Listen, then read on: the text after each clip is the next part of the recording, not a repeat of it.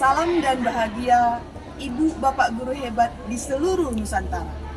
Perkenalkan, saya Selvi Irene Lase dari SMA Negeri 1 Padang Sidimpuan.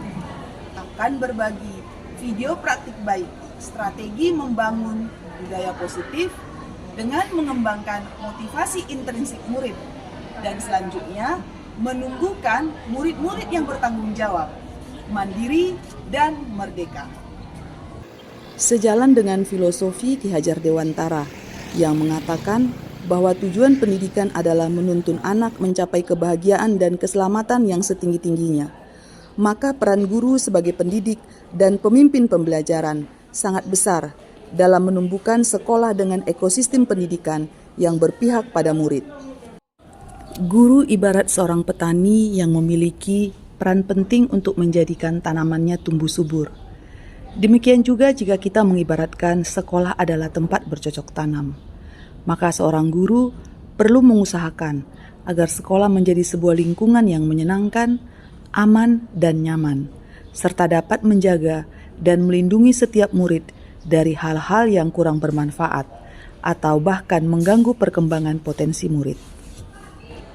Sebagai pemimpin pembelajaran di ruang-ruang kelas, guru memiliki tanggung jawab menciptakan suatu lingkungan positif yang terdiri dari warga sekolah yang saling mendukung, saling belajar, saling bekerja sama, sehingga tercipta kebiasaan-kebiasaan baik. Dari kebiasaan-kebiasaan baik akan tumbuh menjadi karakter-karakter baik warga sekolah. Dan pada akhirnya, karakter-karakter dari kebiasaan-kebiasaan baik akan membentuk sebuah budaya positif. Dalam rangka menciptakan budaya positif, salah satu strategi yang perlu kita tinjau adalah penerapan disiplin sekolah, termasuk di ruang-ruang kelas. Disiplin seringkali dihubungkan dengan ketidaknyamanan, karena sering dimaknai menjadi sesuatu yang dilakukan seseorang pada orang lain untuk mendapat kepatuhan. Dan Bapak Pendidikan kita Ki Hajar Dewantara mengatakan tentang ini. Di mana ada kemerdekaan, di situ harus ada disiplin yang kuat. Ki Hajar Dewantara menyatakan bahwa untuk mencapai kemerdekaan atau dalam konteks pendidikan kita saat ini, kita harus menciptakan murid yang merdeka, yang syarat utamanya adalah harus ada disiplin yang kuat.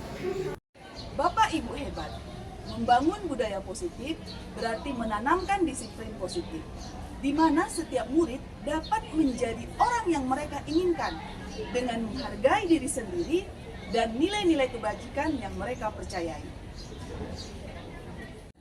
Membangun budaya positif dapat terwujud dengan menghadirkan lingkungan belajar yang nyaman dan aman bagi murid, di mana murid merasa dihargai dan dipenuhi kebutuhan-kebutuhan dasarnya, seperti kebutuhan untuk bertahan hidup, kasih sayang dan rasa diterima, kebebasan, kesenangan, dan penguasaan.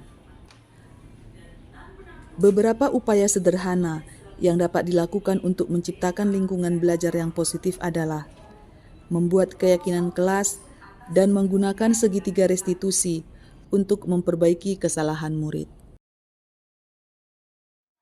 Jadi, sebelum kita buat kesepakatan kita, coba dulu sama-sama kira-kira menurut kalian apa-apa saja yang memang perlulah untuk satu kelas atau satu sekolah, peraturan atau kesepakatan atau disiplin positif apa yang kira-kira kita bangun di kelas kita.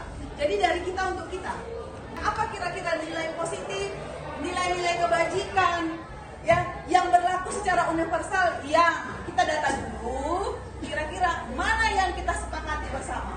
Nah, buat judulnya kesepakatan kelas.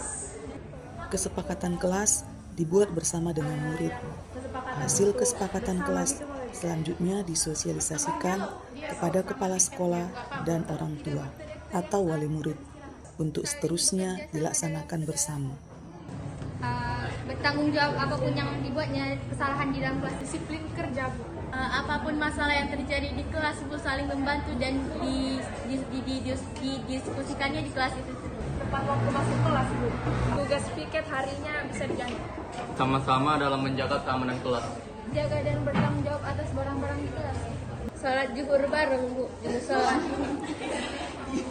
Baiklah, jadi berdasarkan hasil kesepakatan kelas kita yang sudah kita sepakati bersama, maka sekarang kita mau buat dulu apa keyakinan kelas kita, kelas 12 IPA 1. Kira-kira apa nih dari kesepakatan kelas yang sudah kita buat kemarin itu, apa keyakinan kelas kita? Ada yang kasih saran? Oke, sama? Tanggung jawab. Mengapa ini tanggung jawab?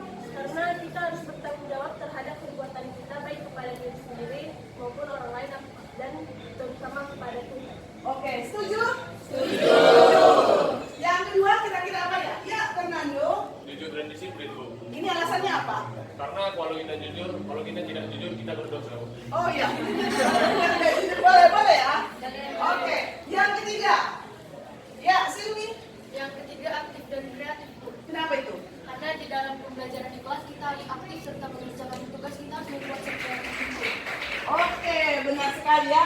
Yang keempat, Siap kolaborasi, Bu. kolaborasi. Ini apa alasannya kita pilih keyakinan kelas kolaborasi? Karena jika kita berkolaborasi dengan baik, seluruh rangkaian kegiatan dapat terlaksana dengan sempurna. Betul sekali. Sepakat ya? Cukup atau tambah lagi nih? Tambah lagi. Kira-kira apa nih? Siapa yang bisa? Ya, silakan Arbada. Toleransi, Bu. Toleransi ini ya benar ya. Apa nih alasannya kita buat itu? Karena kita di sini nggak hanya satu agama, tapi berbagai agama dan juga berbagai suku. Jadi mungkin kita harus saling menghargai antara agama dan suku sama lain. Benar sekali. Jadi kita sepakat ada 5 keyakinan kelas kita. Yang pertama tanggung jawab, yang kedua jujur dan disiplin, yang ketiga aktif dan kreatif, keempat kolaborasi, dan kelima toleransi. Kita kasih aplaus dulu untuk kita.